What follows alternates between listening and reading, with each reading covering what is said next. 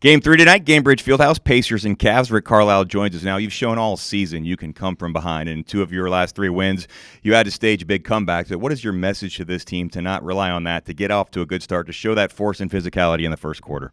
Again, I use the word process. I've been using it a lot in this interview before each of these games, and our thing has got to be a level of force, determination, attitude. But clean meaning, a lot not unnecessary fouls. We've got to bring a persistence to the game and an attacking mindset to the game. And in terms of, whether we're coming back or playing from in front, if we stick to the process, we shouldn't be thinking about those kinds of results-oriented thoughts. You're asking questions that really to kind of analyze the last, a couple of these last games, and they were great wins and tough comebacks. But tonight, like every night, we would love to play from in front if possible.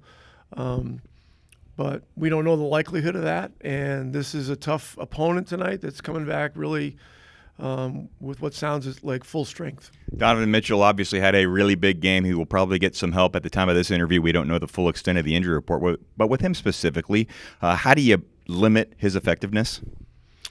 Well, great question. He had an amazing individual game in game 2. 48 points is ridiculous. There was one time in particular in the fourth quarter when we double teamed him, and he threw it to Strus for a wide open 3, and Strus makes a 3. And so, the thing we got to do is just try to make it hard.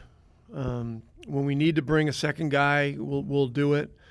But the more we can make it difficult with tough 2-point shots, the better. And now tonight with other great players entering the mix, specifically Mobley and Garland, it makes it even tougher. Some of the 17,000 fans will see this on their phones before the game. Some might see it in the big screen. What's your message to them about making Gamebridge Fieldhouse a raucous environment tonight? Well, Cleveland was as loud an arena as I've ever heard, and so we need our fans to bring it at the best possible level tonight. Thanks for the time. Thanks.